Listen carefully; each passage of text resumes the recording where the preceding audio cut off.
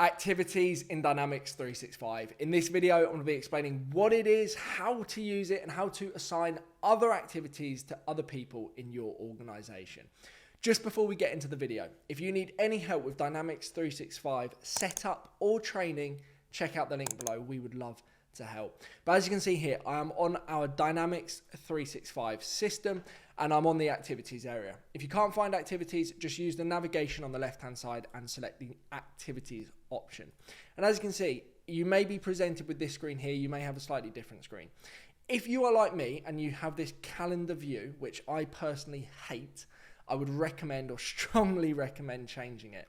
So if you go to the three dotted button in the top right hand corner and then go to show as and select that as an option, you want to go ahead and select the read only grid as opposed to the calendar control view. So if you select the read only grid, you can see here that your tasks, activities generally will be presented in a list format, which I personally prefer. It's entirely up to you. I really don't like the other one, but whatever floats your boat, I suppose. So now we've changed the view. Let me firstly explain what activities are. So they're exactly what they say on the tin. They are a variety of different activities that you may do as a person within an organization. And we've got a fairly comprehensive list up the top here. So we've got tasks, emails, appointments, phone calls, letters, faxing. If you are faxing, congratulations. Service activity, campaign responses, and a few other activity options that we have here. Now we can use activities for past and also future. So if you want to log a phone call that you've just had with a prospective client, for example, you want to put that in the system, you can go ahead and create a new activity record and assign it to that particular opportunity, and that's a past activity. That's fine. You can also set future activities as well. So you can use it as a reminder to do a particular thing. So let's say you need to book in a phone call with someone in next week. So you agreed with someone that you're going to give them a call at 9 o'clock on Wednesday next week. You can go ahead and create a phone call activity and then assign it to yourself, put it due as a week's time, and then you would book that in, and then you'd be reminded of that on the day that you need to make that phone call. So activities, very useful for past and future.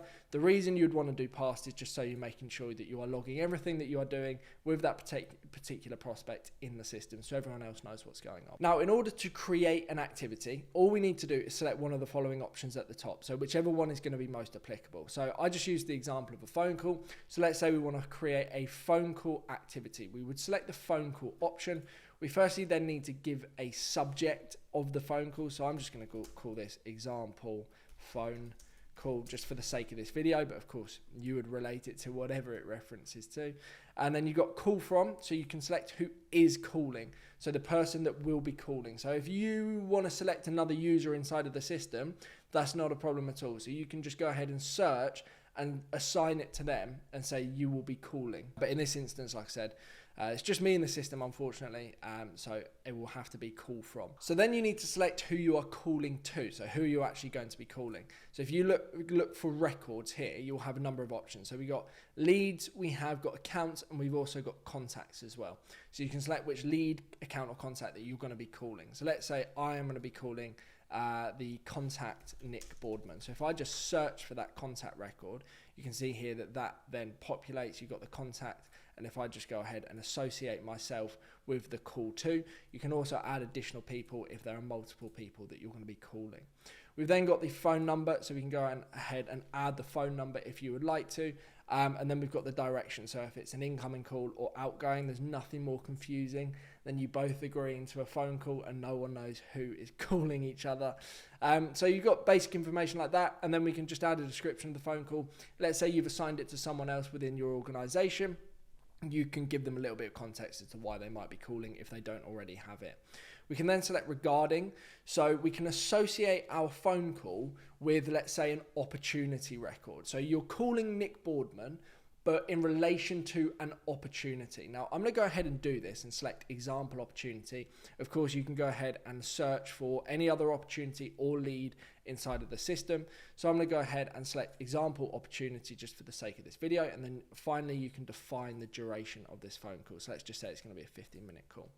Now, we do have some additional options in the top right-hand corner. Using the drop-down menu, we can select the priority, low, medium, or high, low, normal, or high. We can select when it's due. So let's say we wanted it to be Wednesday next week at, and like we discussed, 9 a.m. And then we've got the status, so it's currently open, and then the owner of this particular activity. Now, there is a difference between the owner and the actual call from. So obviously you own this activity record, but the call from you need to define as someone either internal, it can be yourself, of course, but you just need to specify who is doing the call from, okay? So you can change the ownership of this particular activity record though to the person that it's calling from, but there is a difference between the two. So just bear that in mind, okay? So once you're happy, go ahead and press the save button. You've just created a new phone call activity. So now we've just created a phone call. As you can see, we have got loads of different options here. So we've got task, email, appointment, letter. They work in exactly the same way. You go ahead, select a task, fill in some relevant information. The information is going to vary dependent on the activity. If I just demonstrate what a task looks like, it's less information. So you need to go ahead, write a subject to the task, a description, and then you've got the ownership and due date and priority options on the right hand side here. Just as normal, but of course, I'm just going to head back to the home page, but of course, you can see that there's just slight variations in the view and the data that you need to track. So work through all of these different options. Now, when it comes to actually viewing your activities, you've got a couple of different options as well. We've got the standard part and parcel view option that is present in all of Dynamics 365. So as you can see, we've got loads of different options here. We can choose activity, and within activities, we have got all of the different activities, but by a specific filter. So open activities, scheduled, next, my team members activities. And then if you choose to, you can get more granular. So you can do tasks or faxes or phone calls. My preferred approach is to just use the general activities area. You might use open, you might use all activities. It's up to you. I suppose my activities is probably going to be most suitable for most people using the system. And then you go ahead and select due, and then you can see when it's due and also filter by activity type on this level. I think this is an easier way to manage things. It's entirely up to you which one you choose to do, okay? So if I go ahead and filter by phone call, you can see, give it a second, you can see that the example phone call that we created not so long ago in this video is now populated down the bottom here. I could click into it if I'd like to, and then I could see relevant information about it. You could also mark it as complete, which means that that phone call has then been completed. But before I do that, I want to show you something really, really useful. Where we had set the regarding, if we head over to our opportunities area, you can see this particular phone call is regarding an example opportunity, or the example opportunity. We can head over to opportunities, see my example opportunity that I created, and then you'll be able to see on the timeline that there is a phone call, and then I can go ahead and select view more, and I can tick it off if I'd like to, I can delete it, I can add comments.